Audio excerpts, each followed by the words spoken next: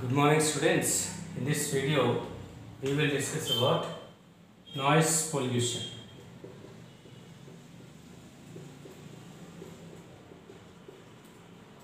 So Air Act means prevention and control of pollution. Prevention and Control of Pollution Act. It was came into force in India 1981, but is amended in 1987. So in 87, according to Air Act, the noise is also considered one of the important air pollutant. So what is noise? It is undesired high level of sound, and this undesired high level of sound, it causes large number of psychological and physiological disorders in human beings. The unit of noise is hertz, but it is measured in hertz, but the unit of noise is decibels. The takeoff jet flight or rocket, it produces 150 decibels, and this much of sound, it may cause eardrums. It damages eardrums, or sometimes it causes permanent hearing ability of human beings. So considering the large number of dangerous effects which comes through noise pollution, so we should reduce the noise pollution. So how it is reduced? For example, horn-free zones. If you maintain horn-free zones around schools and hospitals, or permissible sound level for crackers and loudspeakers, and in industries, generally industries produce large high level sound. In such cases, if they used absorbent sheets. Use of absorbent sheets in industries, and sometimes release of mulling sounds. So all these methods to reduce the noise pollution. So noise pollution is also part of air pollution. Now we will discuss about water pollution. Water pollution, prevention and its control. So what is water potential? Like similarly, it is undesirable changes,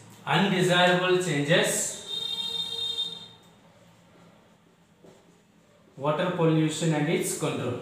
So what is water potential? It is undesirable changes in physical, chemical and biological characteristics of air, or it is the degradation of quality of air due to its quality of water due to its factors and chemicals. The factors or chemicals which cause air pollution are called, the factors or chemicals which cause water pollution is called water pollutants, and water pollutants are grouped under three categories: biological water pollutants, chemical water pollutants and physical water pollutants. Biological water pollutants are usually, they are pathogens. The disease causing organisms, they degrade the quality of water. And chemical water pollutants are usually organic wastes and heavy metals like DDT. And physical water pollutants are hot water released from industries and oil spills, accidental release of oils from the lorries and trucks. So these are the main water pollutants which cause the degradation of quality of water. But the main source for water pollution, it is of two types. The sources of water pollution is of two types: natural source and anthropogenic, natural and man-made, or it is also called anthropogenic sources. So natural sources. What are natural sources? Generally it is the silt and clay. Silt and clay they are added to the water bodies, and the formation of silt and clay is due to soil erosion or leaching of minerals. Leaching of minerals. So leaching of minerals also added to the newly formed pond or any freshwater bodies, then they reduce the quality of water. So these are the natural sources which cause water pollution. Next, anthropogenic. Anthropogenic sources are generally release of municipal wastewater, industrial wastewater, and oil spills. So these are the some of the human activities which cause water pollution. But the main source, the main cause of water pollution, mainly freshwater bodies, that is due to domestic sewage. That is due to domestic sewage. So what is sewage? So sewage is everything. It is everything that is passed into sewer from the residential areas. From the residential areas.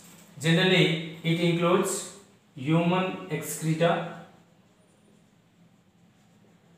food residues, detergents, soaps, etc. And the domestic sewage, if you observe, this is the domestic sewage. In domestic sewage, only 0.1%. 0.1% is impurities. And remaining 99.9% that is water. And these impurities are also usually 4 types. What are the 4 types of impurities? Pathogens, again disease causing organisms. Next, suspended particles. So what are suspended particles? Usually silt, clay, sand. So these are the suspended particles. Next, colloidal particles. So colloidal substances, usually plastic, dead parts of plants, animals there. And next, chemical impurities. So what are chemical impurities? Both organic and inorganic impurities. Both organic and inorganic impurities are called chemical impurities. And 0.1% only impurities, and 99.9% is water. The domestic sewage consists 99.9% water, only 0.1% is impurities. So domestic sewage, the discharge of domestic sewage into freshwater bodies like water, river, ponds, it causes pollution of the water body. Now we will discuss about biodegradation.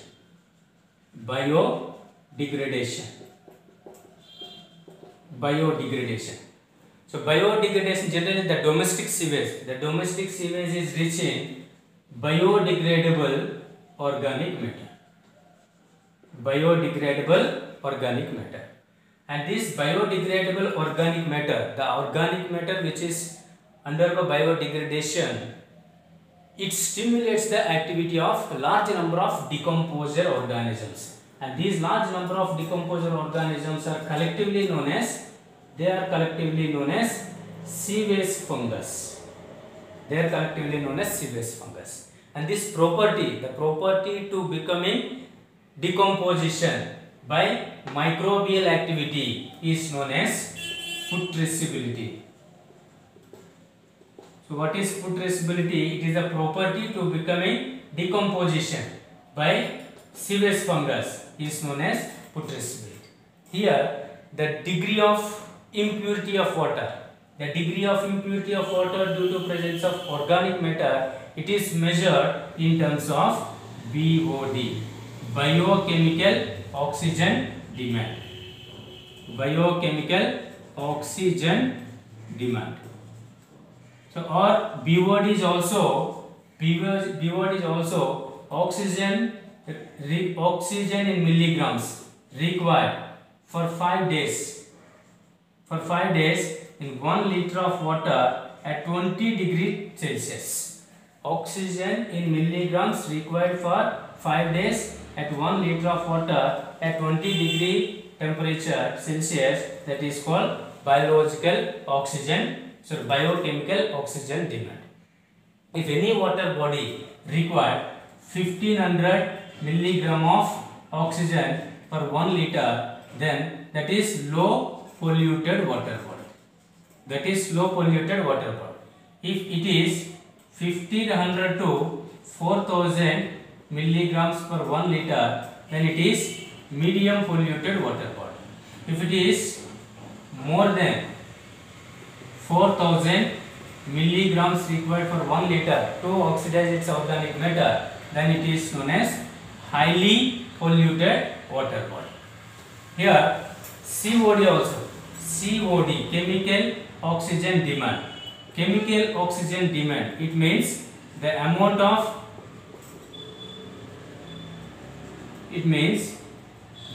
of oxygen required to oxidize all reduced chemical substances present in water.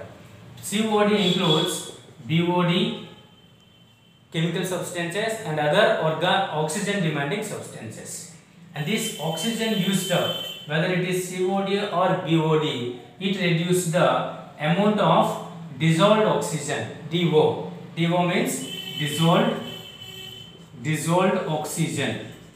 Oxygen used up in BOD or COD, that reduces the amount of dissolved oxygen which is present in freshwater bodies. And if DOD is less than 8 mg per liter, then it indicates pollution of the particular water body. If it is less than 4 milligrams per liter, then it is indicated heavily polluted water body. Then the water body is heavily polluted. So if you discharge the domestic sewage into freshwater bodies like river, if you discharge domestic sewage into river, then it is initially reduce it is due to when a high amount of domestic sewage discharged into water body. Domestic sewage contain large number of sewage fungus or decomposer organisms, and the decomposer organisms, they consume lot of organisms and they leave nothing but respiration of freshwater organisms. That's why that particular river, the freshwater organisms disappear due to high demand for oxygen. BOD is increased, and gradually when the organic matter of sewage get decomposed, gradually the demand of BOD is reduced and DO increased. The dissolved oxygen when increased, then again freshwater organisms, they are again reappeared. So this is the diagrammatic explanation. This is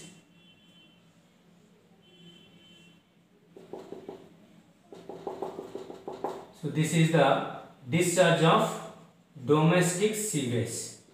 Discharge of domestic sewage into river, and here the sewage is very high. It means BOD is very high.